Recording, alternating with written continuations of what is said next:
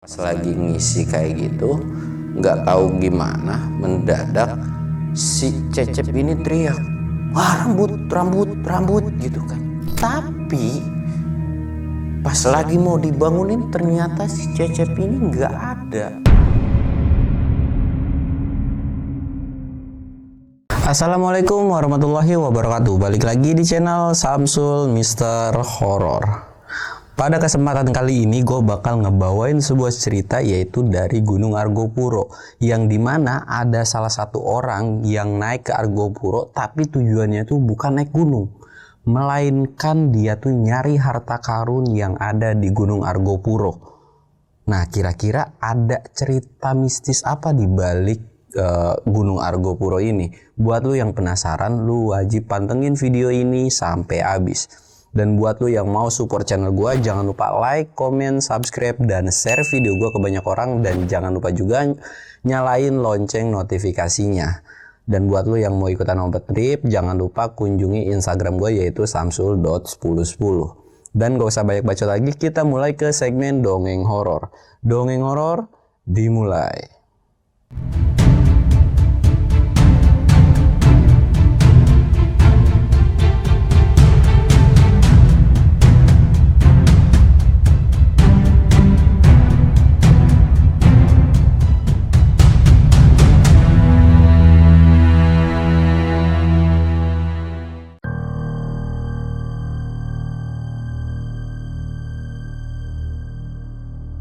Sebelum masuk ke ceritanya, kita ritual kayak biasa. Jangan lupa nyebat, biarpun puasa itu harus nyebat. Tapi nyebatnya kalau udah buka puasa. Jangan lupa ngopi biar nggak panik.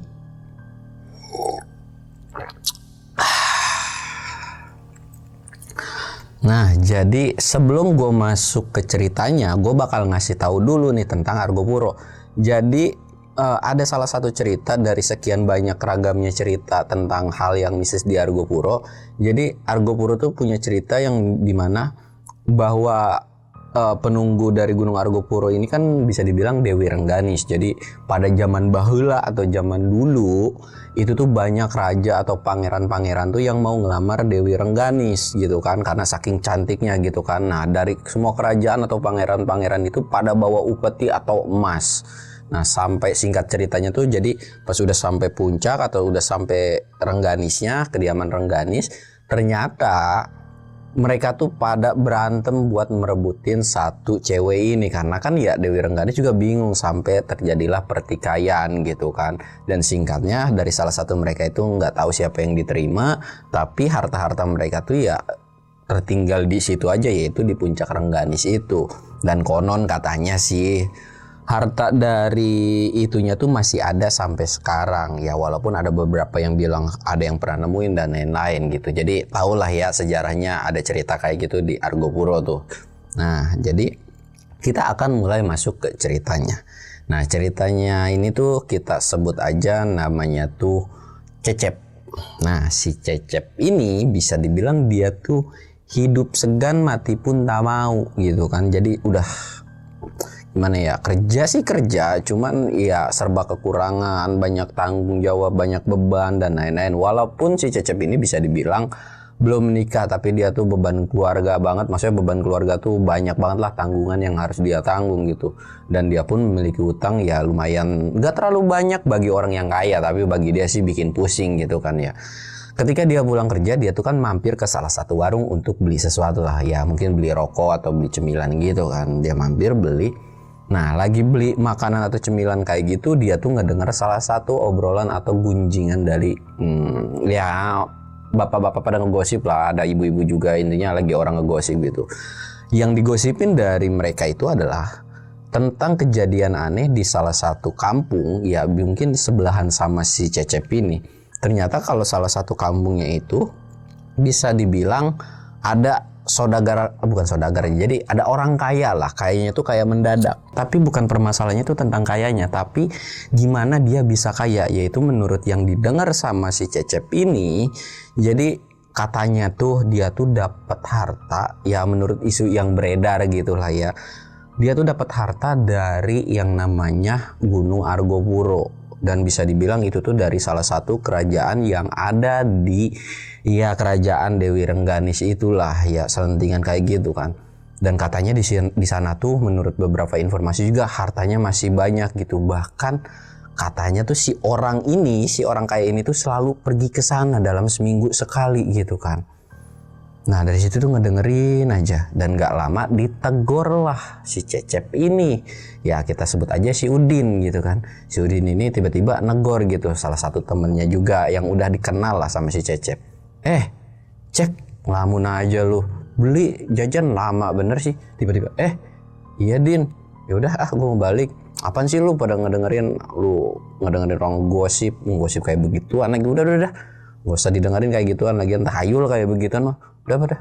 Nah ya dari situ ya si Cecep juga kan tidak memperdulikan, dan dia pun langsung kayak oh ya udah deh pulang lah. Tapi sepanjang perjalanan dia ke rumah, dia tuh kayak mikir gitu kan tentang yang digunjingin sama orang-orang itu. Dan akhirnya ya udahlah gitu kan, dia tuh sampai rumah dan lagi-lagi omongan tetangganya itu bener-bener kepikiran banget. Dia pas udah mau makan juga kepikiran, dan tiba-tiba udah mulai memasuki malam kan, dia mau tidur lagi-lagi dia mikir yang tentang omongan si tetangga-tetangganya itu. Dia tuh dalam pikiran itu sempat mikir, apa gue coba juga kali ya intinya kalau orang udah putus asa, frustasi gitu kan, udah bingung mau nyari uang kemana, ya cara kayak gitu pun bisa aja dipakai dengan dia. Ya walaupun itu belum tentu benar atau enggaknya ya, akhirnya dia mikir gitu kan. Dan dia tuh singkat ceritanya sekitaran 2-3 hari kerja gitu kan, dan selalu kepikiran, dan tiba-tiba dia ngedengar isu atau berita lagi dari tetangga-tetangganya tentang kejadian itu, dan sama lagi. Jadi yang kemarin tiba-tiba mendadak kaya, sekarang tuh tiba-tiba ada isunya tuh kalau si orang ini tuh tiba-tiba bisa beli mobil, tiba-tiba motornya bagus dan lain-lain lah intinya gitu kan. Nah dari situ kan dia juga bingung nih. Wah Cecep ini mulai tergiur dengan harta yang dibilang ada di Argopuro ini kan. Dan karena menurut dari si tetangganya ini atau berita yang dia dengar ini, bahwa hartanya tuh masih numpuk banget katanya di sana tuh. Dari situ kan kayak tergiur, dan akhirnya memutuskanlah si Cecep ini bakalan pergi ke Argopuro. Karena dari rumah Cecep untuk sampai ke base camp atau kaki gunung Argopuro itu bisa ditempuh sekitaran 1-2 jam lah. Lumayan cukup dekat intinya gitu kan. Dan dia pun coba persiapkan mateng-mateng buat ke gunung Argopuro. Walaupun dia nggak tahu nih kan, kayak dia tuh buntu banget. Jadi dia udah modal nekat aja, bodo amat dah. Mau kayak gimana juga gue berangkat baik gitu kan. Dia siap-siap bawa bekal dan lain-lain, dan yang paling parahnya adalah dia cuma bawa bekal mie, terus ya mie instan gitu yang benar-benar instan semua gitu kan. Akhirnya dia berangkat dan sampailah dia bisa dibilang sampai di perizinan. Nah sampai di perizinan ini dia kan coba buat naik, cuman karena memang si Cecep ini bukan basicnya pendaki, atau bisa dibilang dari si pemilik atau pengurus Gunung Argopuro ini kayak ngeliat ini orang mau naik Argopuro kelakuan kayak gini mana mungkin bisa. Bukan berarti si pemilik basecamp ini merendahkan si orang ini, tapi ya naik Gunung Argopuro tuh bener-bener harus persiapan matang, mulai dari perlengkapan, logistik dan lain-lain gitu kan. Akhirnya si pemilik basecamp ini nyuruh, nggak bisa bang lu buat naik ke sini, apalagi lu solo gitu kan, sendiri nggak bisa pokoknya gitu kan. Ya walaupun sempet debat ya tetap nggak bisa. Pokoknya lu kalau sampai berani naik ke Argopuro, intinya ya bakal dari si pemilik basecamp ini bakal nindak tegas atau nindak, ya pokoknya lu bakal ditarik paksa dan lu nggak boleh naik. Justru malah lu nantinya bakal di blacklist. Setiap lu naik lewat Argopuro lu nggak bakal bisa naik lah intinya gitu kan. Ya mau gimana, karena udah dapet larangan kayak gitu, akhirnya si Cecep ini pulang lah. Dan si pemilik basecamp ini intinya bilang kalau memang lu mau naik, ajaklah teman gitu, dan ya prepare-nya torong yang lengkap dan lain-lain gitu kan. Udah kayak gitu akhirnya baliklah gitu kan ya. Balik, dan si Cecep pun kayak kesel, dan dia pun tuh kayak termotivasi, justru makin termotivasi gara-gara larangan kayak gitu tuh. Wah mungkin bener nih kalau di Gunung Argopuro tuh memang ada hartanya, gua nggak boleh naik mungkin karena memang ya di sana tuh lagi banyak yang nyari si harta itu gitu kan.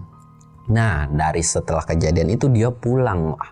Dia pulang dan dia pun bingung kan, ngelamun mendadak ada si Udin lagi. Disapa lagi sama si Udin. Lu ngapa sih ngelamun mulu? Gua tahu beban hidup lu banyak, kata si Udin tuh. Tapi nggak usah dilamunin, lu udah jalanin, nikmatin aja dan syukuri gitu kan. Tapi lagi-lagi bingung dan gak nyaut. Ya Udin juga ya udahlah nemenin ngobrol, dan gak lama si Cecep ini bilang, Cecep ini, Din, lu pernah naik gunung nggak?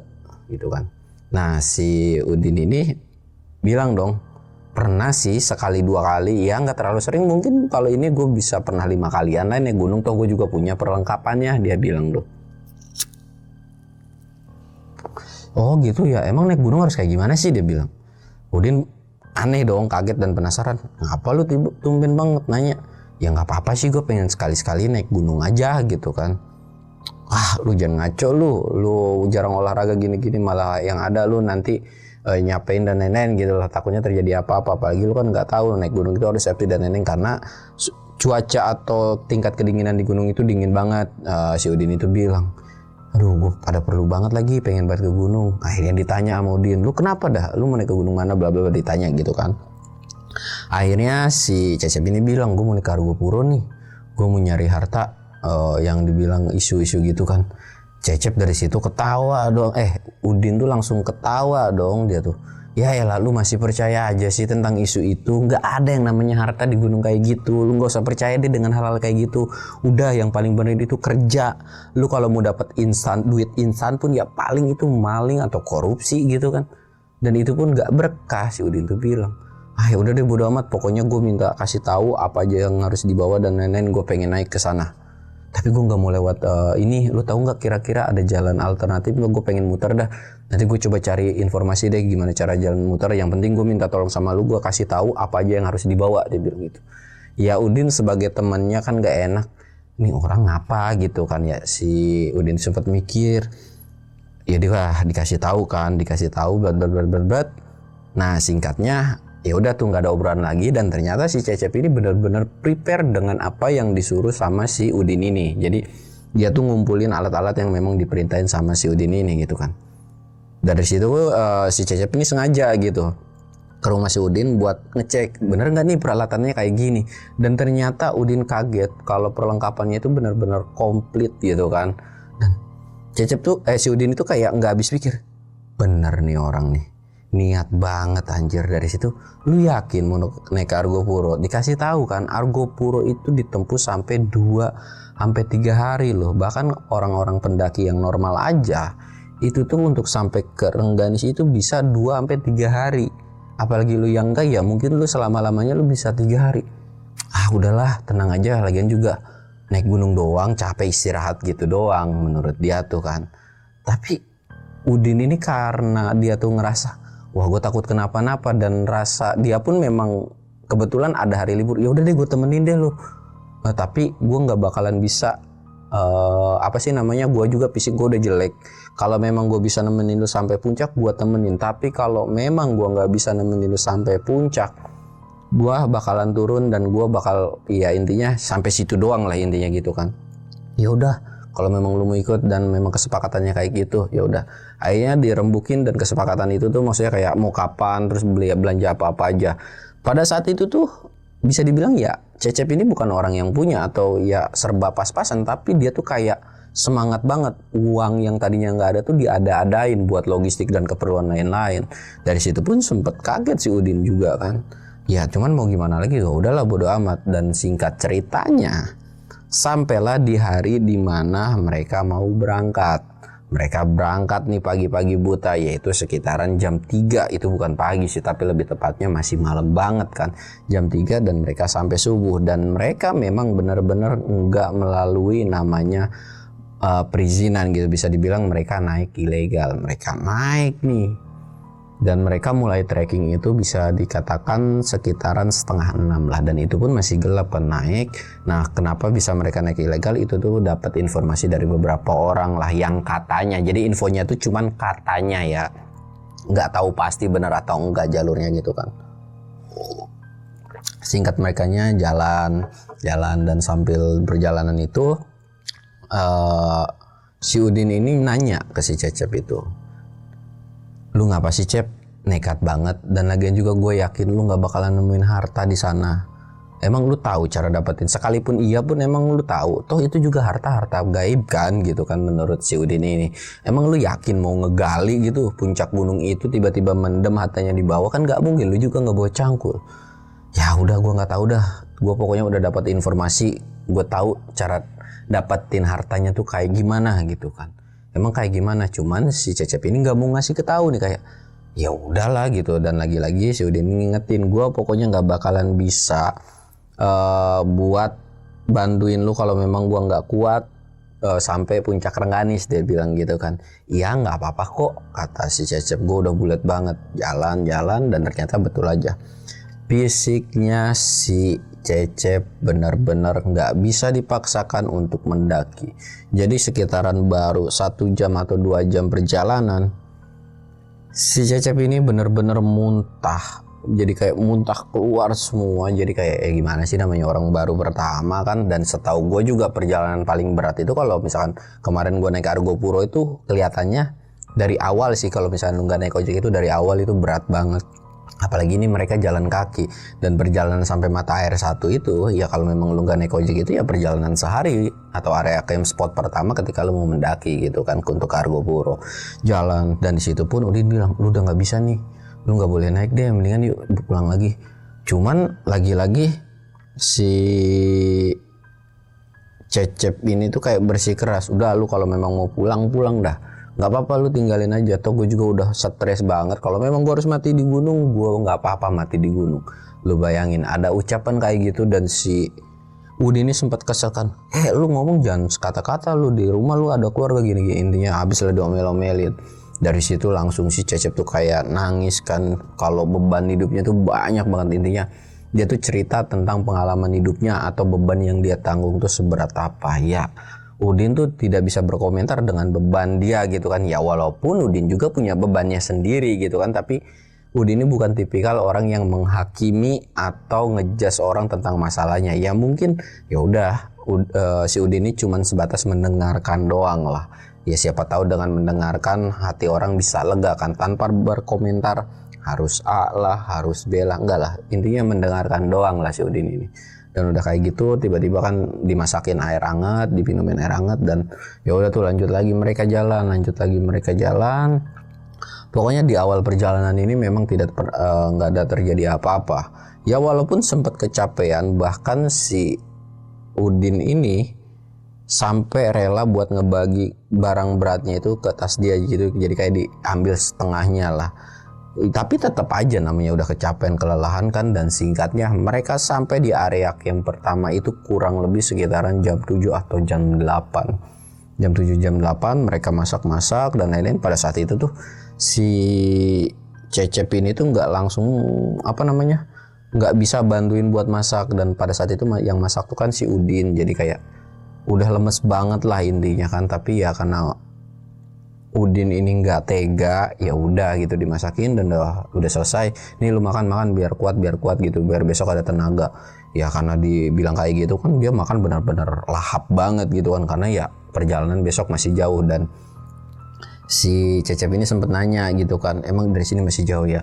Ya mungkin dengan kondisi lu yang kayak gini bisa 2 harian lagi. Tapi kalau misalkan lu masih bisa maksa ya bisa aja sehari semalam. Tapi ya udahlah, lihat besok aja. Setelah obrolan itu tuh mereka istirahat, dan singkatnya akhirnya mereka ngelanjutin lagi lah perjalanan. Di awal-awal ini memang tidak ada terjadi apa-apa. Cuman si Udin ini selalu ngingetin si Cecep, mendingan lu urungin aja niatnya gitu kan. Jadi nggak usah, mendingan pulang yuk atau cuman healing doang lah. Tapi ya Cecep lagi-lagi pengen banget gitu kan, menggebu-gebu karena dia juga udah bingung dan udah frustasi juga. Lanjut lagi dan ternyata bener aja. Sampailah dia di Sabana Cikasur, dan lagi-lagi sampai Sabana Cikasur itu bisa dibilang dengan kondisi yang lebih malam dari sebelumnya. Ya sekitaran jam 8 atau jam 9 malam. Itu dalam kondisi yang udah malam banget sih dalam di situ tuh. Dan akhirnya pas kayak gitu tuh dia nanya kan, gue pengen boker nih. Oh ya udah yuk kita ngambil air dulu ke bawah gitu kan, ke mata air. Singkatnya setelah mendirikan tenda dan ya mereka juga memang butuh air kan, lanjut lagi lah. lanjut lagi mereka ngambil air ke bawah gitu kan, jalan-jalan dan akhirnya mereka ngisi nih di beberapa jerigen gitu kan. Mereka bawa satu jerigen terus ada beberapa botol juga gitu kan ngisi. Dan pas lagi ngisi kayak gitu, nggak tahu gimana mendadak si Cecep ini teriak, wah rambut gitu kan.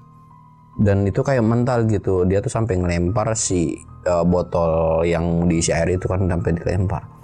Udin langsung panik dong, lu kenapa? Gue tadi kayak megang rambut pas jadi pas kan nyelupin gitu, dan satu airnya kan tangannya begini mainin air di samping-sampingnya, dan dia tuh kayak ngerasa ngambil rambut pas begini tuh rambut gitu kan, dan dia kaget kok bisa-bisanya ada rambut. Dan pas dicek sama si Udin ternyata memang nggak ada apa-apa gitu. Dan dari situ si Udin bilang mungkin lu kecapean kali jadi ngehalu, tapi kok kayak nyata ya, dia bilang nggak ada kok. Bahkan itu senterin, iya sih nggak ada gitu kan. Si Cecep tuh kayak iya kali ya gua halu gitu kan. Nah udah dari kayak gitu, setelah ngisi air juga ya udah lu jangan terlalu dipikirin deh, ya udah lu mau boker di mana nih, ya udah tuh boker tuh kita jalan naik ke atas dikit, ntar kita nyari yang semak-semak lah, dia bilang gitu kan.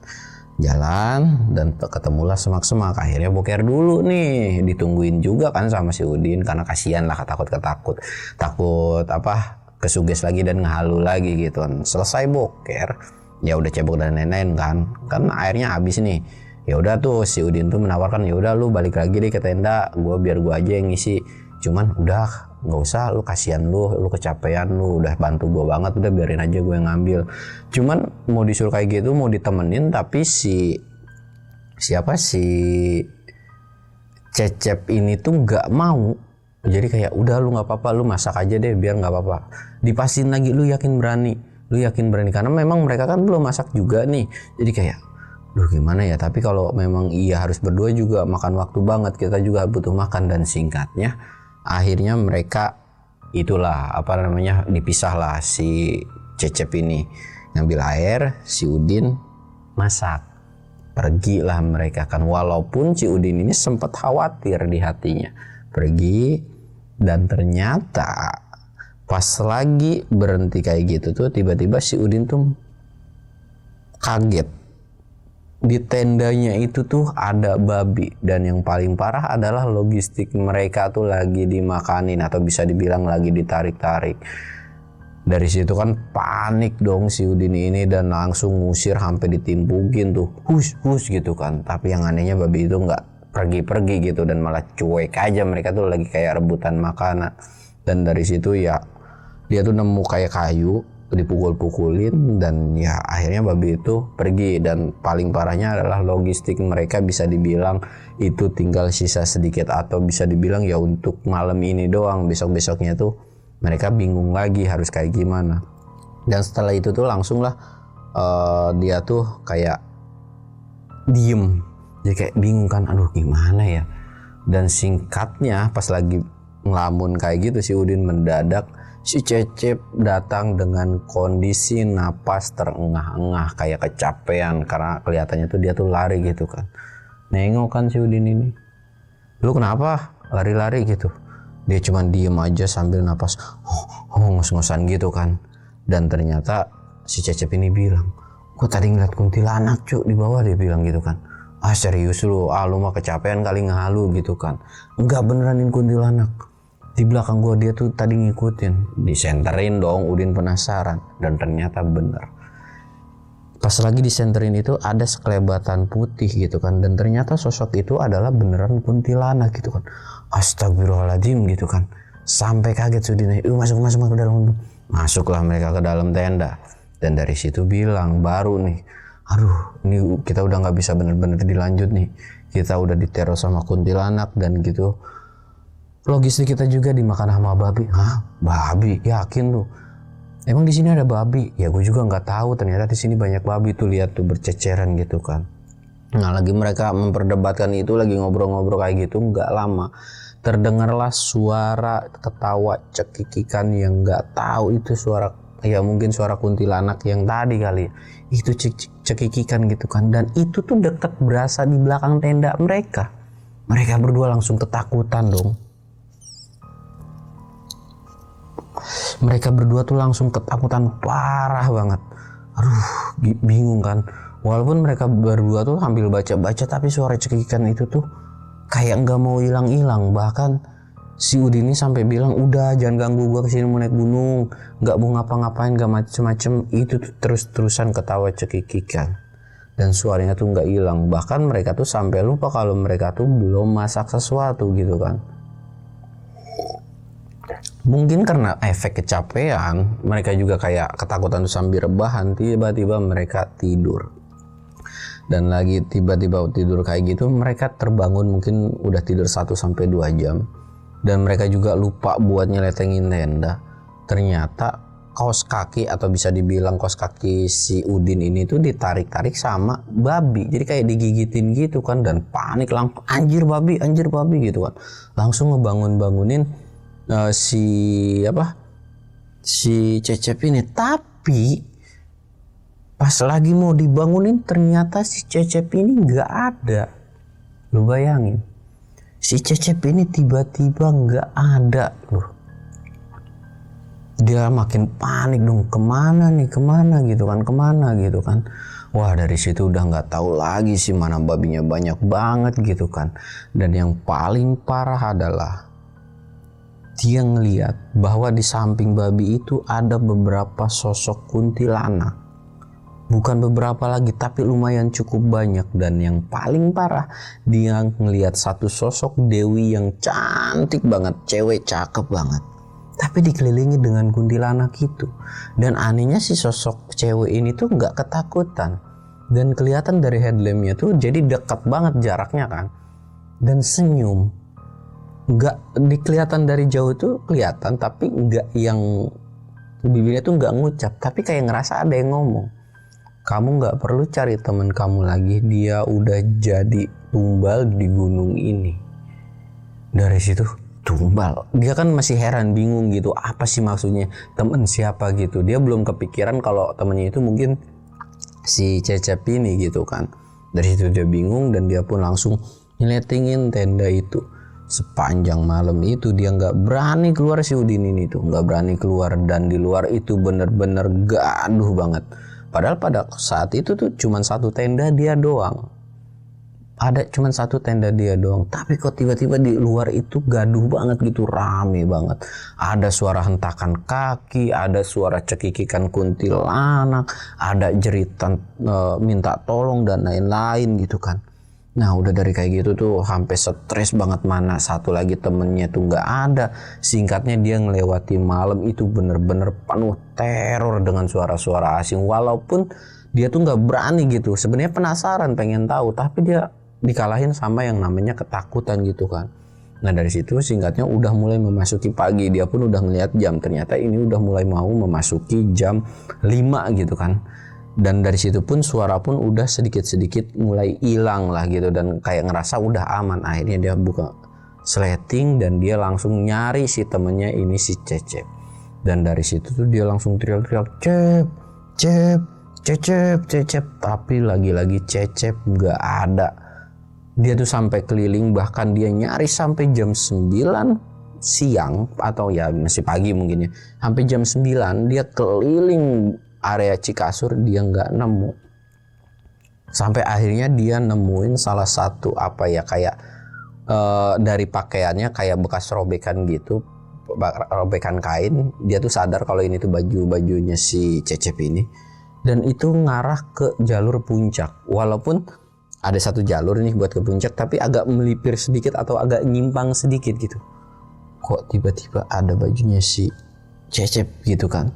Dia tuh akhirnya baliklah ke tenda, dan dia mikir, nih gue lanjutin apa enggak ya. Tapi anak orang, wah dari situ stres banget sih si Udin ini. Dia bingung kan, kemana lagi nih manusia satu lagi gitu kan, gue harus nyari kemana. Dan akhirnya dia diputusin lah buat nggak ngelanjutin, dan dia akan mikir sepanjang perjalanan, karena logistiknya juga kan nggak ada. Tapi sebelum dia pergi tuh dia coba buat stay 1 malam lagi, siapa tahu mendadak si Cecep ada. Tapi kalau memang dalam 1 malam ini nggak ada, ya gue bakalan balik. Nah dari situ tuh selama 1 hari ini bener-bener nyari sekeliling, dan itu memang nggak ketemu. Bahkan sampai sore sekitaran jam 4 atau jam 5 sore itu tuh bener-bener nggak ketemu. Dari situ Udin cuma bisa diem dan pasrah di tenda tuh, bingung. Mana logistik udah nggak ada gitu kan, udah tinggal res-resannya doang lah istilahnya. Dan dia ingat kan bahwa di mata air itu ada selada kan. Akhirnya dia cobalah buat ngambil, dan dari situ dia ngeliat. Jadi sebelum ke mata air itu dia ngeliat satu orang, nggak tahu siapa. Jadi masih kejauhan gitu, nggak tahu siapa, ya udahlah bodo amat, jalan aja. Dan dia pun nggak berpikiran yang aneh-aneh atau macem-macem, jalan. Dan sampai di situ, sampai di situ dia tuh ngambil selada air, dan nggak lama si orang itu bilang, nih ada makanan sedikit, siapa tahu kamu butuh, ambil aja. Kebetulan tadi saya habis berburu terus dapat burung, jadi dia tuh dikasih makanan burung gitu. Nggak tahu sih burungnya burung apa, tapi udah kondisi nggak ada bulunya gitu. Kamu bakar aja nanti, atau enggak kamu apain kayak terserah, kamu makan gitu kan. Iya makasih gitu. Dan udah makasih kayak gitu, tiba-tiba si orang ini tuh bilang, nah si orang ini tuh bisa dibilang bapak-bapak paruh baya lah. Si bapak-bapak ini bilang, kamu gak usah perlu cari teman kamu. Kalau memang masih rezekinya teman kamu bisa selamat, kalau memang gak ada ya udah biarin aja. Dan jangan pernah cerita ke siapapun tentang apa yang terjadi sama dia. Nah gitu kan, bingung kan. Ya udah, saya izin pamit dulu. Kalau bisa kamu besok langsung pulang aja, daripada nanti kamu sama akan kayak teman kamu. Mendingan kamu besok pagi pulang, walaupun malam ini juga bakal sama, kamu bakal diteror gitu kan. Si Udin ini pengen ngomong gitu, kayak pengen nimpalin tapi bingung gitu kan, jadi kayak susah ngucap. Dari situ tuh saya izin pamit dulu, semoga malam kamu berjalan lancar, dan kalau memang kamu takut, kamu diem aja di tenda kamu nggak usah keluar, kamu nggak usah heroin, kamu banyak-banyak doa. Dan si orang ini tuh jalan, dan yang paling parah adalah sungai ini kan bisa dibilang memang nggak terlalu dalam ya, Sungai Cikasur tuh. Ya kalau misalkan ini di atas mata kaki lah, agak tenggelam dikit atau sebetis gitu kan. Udin tuh lihat kalau orang ini tuh jalan di atas air. Dia tuh belum sempat ini kan jalan, diperhatiin. Dan dia masuk ke hulu sungai, jadi kayak ngelawan arus sungai gitu kan. Dan tiba-tiba hilang, dan pas hilang itu Udin tuh kayak kesadar, astagfirullahaladzim, kok ini orang bisa jalan di atas air, siapa anjir itu gitu. Dan dia ngeh tentang ucapan kalau dia tuh nggak boleh keluar. Dan dia pun ngeliat ada daging burung gitu kan. Wah, gua nggak mimpi. Bahkan si daging burung ininya tuh sampai dicubit, atau bisa dibilang bener ini daging asli gitu kan. Dicium pun ya bau amis daging gitu kan.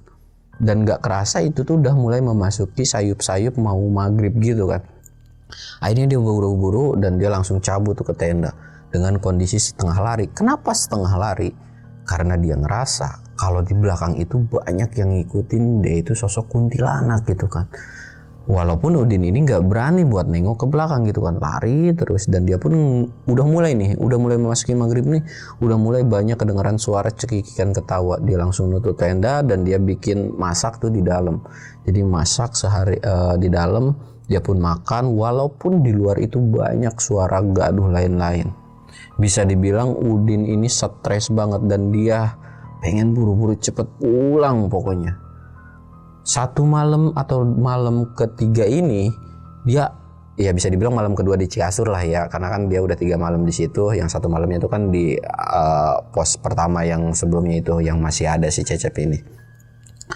Malam ketiga ini dia tuh benar-benar diteror lagi kayak malam sebelumnya. Banyak suara gaduh, banyak suara cekikikan, banyak suara rintihan, banyak suara hentakan yang gak jelas. Bahkan ada yang manggil-manggil nama dia. Udin tuh bener-bener gak berani keluar. Dan dia tuh cuman diem di dalam. Bahkan saking stresnya, Udin ini sampai gak bisa yang namanya tidur. Sampai pagi itu dia bener-bener gak tidur. Jadi bisa dibilang 2 malam ini benar-benar diteror habis-habisan. Dan dia tuh nggak bisa tidur. Ya memang dia bisa makan di malam kedua ini, tapi ya tetap aja kalau kurang tidur kan stamina juga kekuras gitu kan. Dan setelah pagi menjelang gitu kan, udah mulai memasuki pagi, dia tuh langsung buru-buru beres-beres dan bongkar-bongkar dan langsung lari. Entah dapat tenaga dari mana, Udin pun merasa heran gitu. Mendadak stamina dia tuh full banget. Dia tuh jalan tuh cepat banget. jalan tuh cepet banget. Yang tadinya ditempuh sampai Cikasur itu 2 malam sampai kaki gunungnya, itu tuh bener-bener ditempuh cuman seharian. Walaupun sampai kaki gunung itu kan bisa dibilang sekitaran jam 10 atau jam 11 malaman lah. Karena dia pun gak mau berlama-lama di gunung itu karena udah bener-bener diteror. Bahkan sepanjang perjalanan turun sampai kaki Gunung Argopuro, itu tuh bener-bener yang namanya diteror sama sosok kuntilanak, ada pocong lah, ada sosok suara minta tolong, itu tuh udah. Tapi karena memang dia pengen cepet-cepet turun, udah gak dieruin banget tuh. Dan singkatnya sampai kan tuh di kaki gunung, tapi dia gak langsung buru-buru pulang. Justru si Udin ini mikir, gue dapat kejadian apa ya? Terus ini anak orang gimana? Yang bersyukurnya adalah si Cecep ini naik sama si Udin ini nggak ada satu orang pun yang tahu. Dan itu tuh dapat amanat kalau misalkan nggak boleh dikasih tahu kan waktu ketika di Cikasur ini. Dari situ dia dia tuh mikir dan akhirnya dia pun bingung kalau memang ada yang tahu dia jalan, ya udah nanti gue bakal jawab. Dia pulang. Dan sampailah di rumah, lagi-lagi pas sampai rumah kondisi mental si Udin ini bisa dibilang terganggu lah, karena punya beban kalau temennya ini tuh nggak ada gitu kan. Dan ternyata memang benar si Cecep itu nggak ada di rumah dan memang belum pulang. Dan sempat keluarga si Udin ini tuh panik dan heran kan, ditanya kenapa tapi nggak mau cerita. Bisa dibilang iya mentalnya keganggu lah, dan itu tuh berlangsung sekitaran 3 bulan. Dan alhamdulillahnya itu sempat sembuh normal. Selama 3 bulan pun temennya tuh atau si Cecep ini nggak balik-balik, lu bayangin. Ya keluarganya tuh udah banyak yang nangis, ya mungkin hilang lah, udah dihilang gitu kan. Bahkan beberapa orang udah disuruh nyari, udah sampai pihak polisi juga nyari, tapi itu nggak ketemu. Yang tahu kemana hilangnya itu ya cuman si Udin ini gitu kan.